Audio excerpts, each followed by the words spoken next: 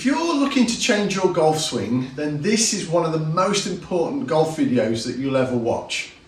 I don't want you to spend hundreds of hours on the driving range thinking that you're improving your golf swing when nothing is actually going to change. And I want to explain to you the reason why that is.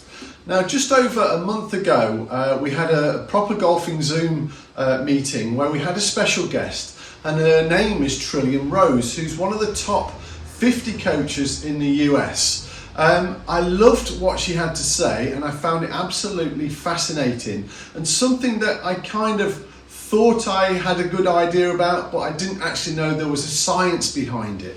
And it's called motor learning control, and it's really about how your brain controls your muscles. Now, what happens in your golf swing, you'll learn a golf swing, and that's going to be the blueprint to the rest of your golfing career, probably, unless you start to understand how to make a change if you've got a massive swing fault. Now, motor learning control really is about understanding that you have to give your brain a different message to control your muscles differently. So let's say you have an issue with your backswing. So what I've done here is I've set up a little station that's going to give me some feedback on my backswing. Now, feedback is the most important thing that you're looking for. So if you're just hitting balls aimlessly on a driving range, all it means is you're good at hitting golf balls on a driving range. It doesn't mean to say that you're getting any better. Now, there's a lot more to talk about in terms of how you should practice, but for the sake of this video, I just want to dig in a little bit deeper on things that you could be doing that will make a massive improvement. So let's say that I take the club too flat on my backswing. Now, that is an actual fault of mine, so it's no surprise that I've actually picked on this subject to start off with. And too flat is when the club starts to go around the body at the start of the backswing, the shaft gets too parallel to the ground rather than on a nice angle. Now, if I had nothing here in the way, and I had a practice swing and I kept moving the club into a good place for me, and I was really happy with where my shaft was pointing at hip height, but then I hit the shot and lo and behold it goes back to where it went all the time. So having something in the way that's going to give you feedback is tremendously important. Now, feedback can come from devices, but it can also come from a camera, and it can come from somebody watching you. So I'm going to say a trained coach rather than an enthusiastic golfer who may not know exactly what they're trying to achieve. So as we start the backswing, so I'm rehearsing moving my club to here. So now I'm giving my brain a message to go, I want my club to move in this direction to start my backswing. I don't want my wrist to get involved too quickly. Now, if I did do that, straight away I'm going to hit this alignment cane, and that's going to give me the feedback telling me I'm not in the right place. So I'll rehearse it again, and I'll rehearse it again. So now I'll hit a shot.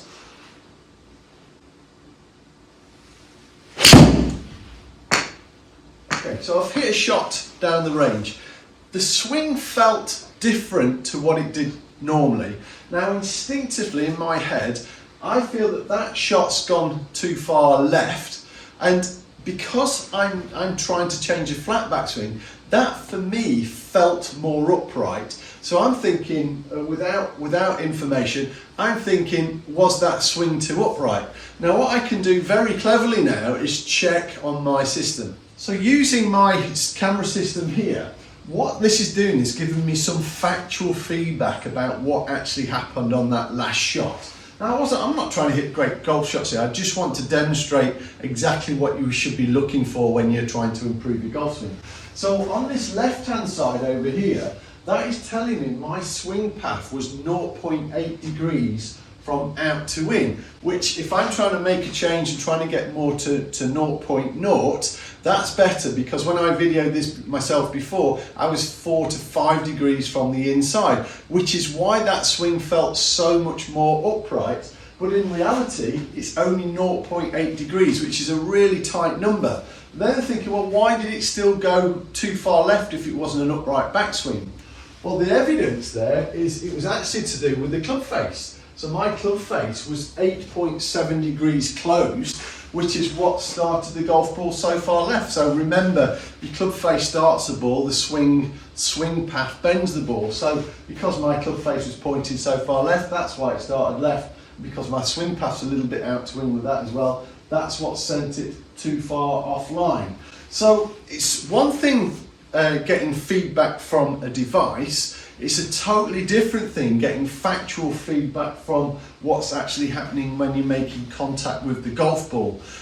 So this is why I love using the sim now. So this is my own sim. I've literally just finished it this week. So it's great to be able to make these videos in here. It's great to be able for people to come for coaching. So what I'm trying to say here is don't waste your time just hitting golf balls on the range and reacting to the flight of the last golf shot, because it may be telling you a lie. You might think it was too upright, you may think it was too flat, but you'll never actually know until you get some feedback from the sim information or from these alignment rods which I'm using here. Now there's loads of different things and methods that you can use to get the feedback. You can place these in totally different places. But what's really important is the message that you're taking away from here. Your swing will not change if you don't get anything to tell you that you're doing it differently. So you've got to change your brain message to your muscles first. Repeat, take it away, practice it without it. Put it back in, take it away, put it back in, repeat, repeat, repeat. The more you do that, the more likely you are to make a change. If you do this once and go, I've done it 3 times now, go back to hitting loads of golf balls, I'll guarantee nothing will change and your golf's going to stay where it's been for the rest of your career and probably go backwards over time as we start the aging process. So I hope this video has given you a little bit of food for thought. So purposeful practice is much better than hitting golf balls willy-nilly.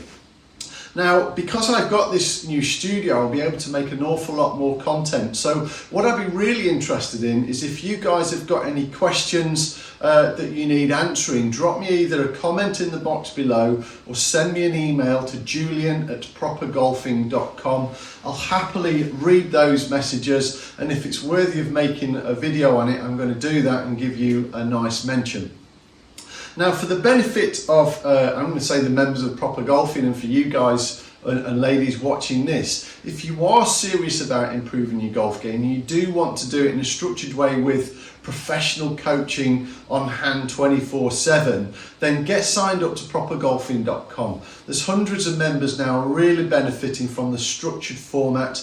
They're also getting coaching sessions from me every month, and they're also getting a private members invite to the Zoom webinars that I host, where we're having some tremendous spectacular guests who are bringing an awful lot of information to the table. So if you are serious about your golf game, get signed up to propergolfing.com. Now, I hope you found this video of interest and look forward to seeing you in the next one. Take care and happy golfing. Bye.